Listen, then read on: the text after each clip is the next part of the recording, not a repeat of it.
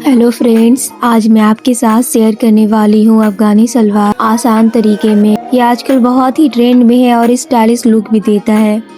तो इसे बनाने के लिए मैंने 2 मीटर फैब्रिक ली है। सबसे पहले मैंने यहाँ पर फैब्रिक को 4 फोल्ड में रखा है। यहाँ पर इसकी ओपन साइड है और उस साइड फोल्डेड साइड है। फोल्डेड वाली मैंने आगे की साइड रखी है और ओपन साइड मैंने अपनी तरफ रखी है। सबसे पहले 2 इंच बेल्ट के लिए मार्क करेंगे और इसे स्ट्रेट लाइन बना देंगे। तो यहाँ पर कमर का निशान लगाना है। तो कमर के लिए हमें वेस्ट का 4 पार्ट प्लस 2 इंच लूजिंग लेना है। तो यहाँ पर वेस्ट है 34 इंच, तो इसे 4 से डिवाइड करेंगे तो आ जाता है 8.5 इंच प्लस 2 इंच लूजिंग लेंगे तो आया 10.5 इंच। तो यहाँ पर कमर लेंगे 10.5 इंच। अब यहीं से नीचे की तरफ आसन लेना है। तो आसन के लिए फॉर्मूला है कमर का 4 पार्ट प्लस 3 इंच लूजिंग। तो यहाँ पर वेस्ट है 34 इंच, उसको 4 से डिवाइड करेंगे तो 8.5 इंच आ जाता है, प्लस 3 इंच लूजिंग लेंगे तो आया 11.5 इंच। तो आसन लेंगे 11.5 इंच और ऊपर की तरफ स्ट्रेट लाइन बनाएंगे। अब यहाँ से 3 इंच पर निशान लगा लेंगे। हेवी साइज के लिए 4 इंच लेना है। मैं फ्रंट एंड बैक साथ में कट कर रही हूँ, इसके लिए हमें 3 इंच लेना है। अब यहाँ से 1.5 इंच पर निशान लगाकर इस तरह से गुलाई दे देंगे। अब यहाँ से नीचे की तरफ लेंथ लेनी है। अब सलवार की जो रेडी लेंथ है वो 34 इंच की है, तो यहाँ हम उसमें से 1 इंच माइनस कर लेंगे क्योंकि हमारी पट्टी ऐड होगी नीचे से। तो मैं 33 इंच पर निशान लगा लूँगी। यहाँ पर स्ट्रेट लाइन बना देंगे। उसके बाद हमें बॉटम लेना है। अफगानी सलवार की बॉटम यानी मोहरी लगभग 6 या 6.5 इंच की रेडी होती है, तो हम इसका डबल करके मार्क करेंगे क्योंकि हमें इसमें प्लेट्स भी डालनी है, इसलिए 6.5 इंच का डबल करेंगे तो 13 इंच ऐसे मार्क कर लिए। अब मोहरी वाले मार्क से थाई वाले मार्क को ऐसे मिला लेंगे। तो इस तरह से मार्किंग हो गई है। अब इसकी कटिंग कर लेंगे।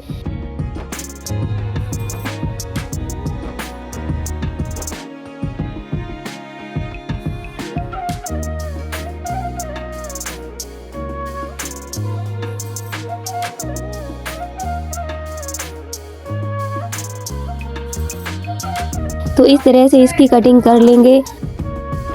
अब इसे ओपन रखना है। तो अब ये देखिए, एक आसन फ्रंट पार्ट का है और एक बैक का, तो किसी भी एक साइड के आसन को कम कर लेना है। ये इसका सेंटर है, सेंटर पर निशान लगाएंगे। किसी भी एक साइड में 1.5 इंच पर निशान लगा लेंगे।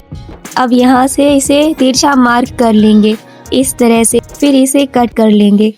तो ये हमारी फ्रंट साइड है और ये बैक साइड है। अब दोनों की सीधी साइड अंदर की तरफ रखनी है। उसके बाद आसन में स्टिच कर लेनी है दोनों साइड में।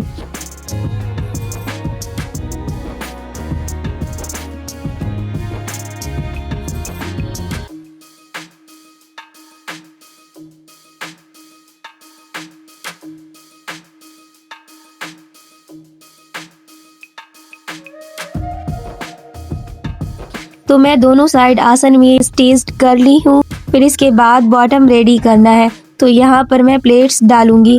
किसी भी साइड आप प्लेट डाल सकते हैं, एकदम छोटे छोटे प्लेट्स डालेंगे। तो देखिए, एकदम छोटे छोटे प्लेट्स डालकर इसे 13 इंच पर रेडी करना है। तो इसे मैंने 13 इंच पर रेडी कर ली हूँ। इस तरह से मैंने बॉटम के दोनों साइड प्लेट्स डाल दी हूँ। तो फिर बॉटम में पट्टी अटैच करनी है। तो इसके लिए मैंने 3 इंच चौड़ा 13 इंच लंबा एक पट्टी ली है। इसके ऊपर गोटा पट्टी भी अटैच करनी है। पट्टी को सीधा करके रखेंगे और गोटा पट्टी को उल्टा करके रखेंगे। गोटा पट्टी के बिल्कुल सेंटर पर ऐसे सिलाई लगाएंगे।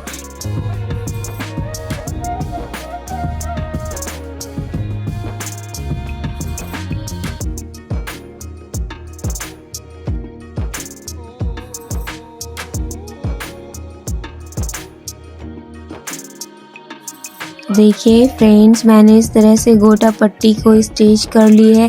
फिर इसके बाद गोटा पट्टी को इस तरह से बाहर की तरफ निकालते हुए यहाँ पर प्रेस से अच्छी तरह से बिठा लेना है। हमने इस पैटर्न को इस तरीके से सीधा करके ही इसके ऊपर रखेंगे, दोनों को बिल्कुल बराबर रखेंगे और यहाँ पर ठीक उसी सिलाई पर सिलाई लगाएंगे जिस पर हम प्लेट्स लगाई है।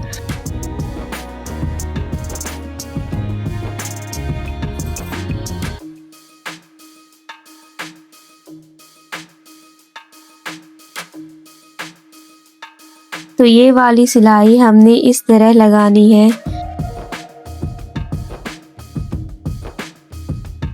अब हम ना इसे इस तरह से फोल्ड करेंगे, यहाँ पर अपनी सिलाई के ऊपर रखेंगे और इस किनारे पर सिलाई लगाएंगे।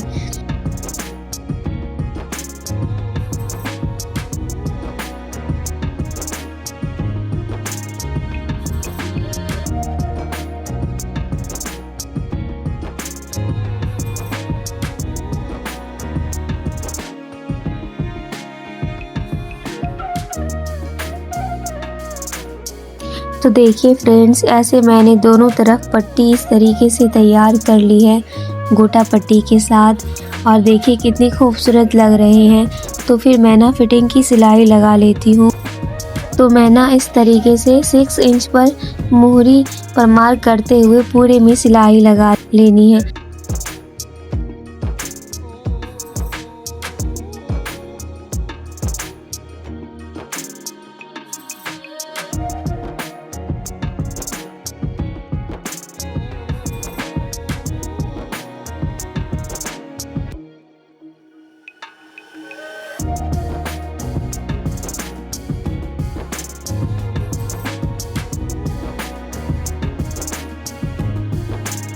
तो मैंने इस तरह से पूरे में सिलाई लगा ली है। अब हमें ऊपर की तरफ इलास्टिक भी स्टिच करनी है। इलास्टिक जो होता है ना, वेस्ट के साइज के अकॉर्डिंग होता है। वेस्ट का जैसे हमारे पास 34 इंच साइज है, तो वेस्ट के साइज के अकॉर्डिंग 8 से 10 इंच कम कट कर लेना है। तो ये जैसे हमारे पास 34 इंच है, तो ये मैंने 24 इंच पर कट कर ली है। अब यहाँ पर इसे इस तरीके से डबल करेंगे और इसे 2-3 बार स्टिच कर लेंगे ताकि ये टूटे ना।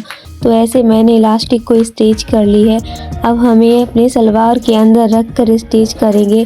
तो पहले आधा इंच फोल्ड करेंगे, फिर जितना इलास्टिक है उसके अकॉर्डिंग उतना हमें फोल्ड करना है। हल्के हाथों से इसे फोल्ड करते जाना है और ध्यान रहे इलास्टिक के ऊपर स्टिच नहीं लगनी चाहिए।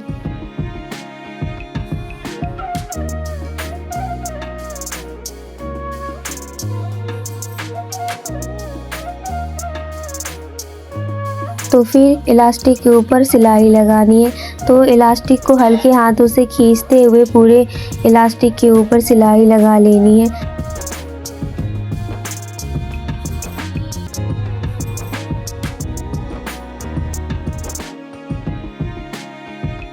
तो इस तरीके से हमारा सलवार रेडी हो चुका है।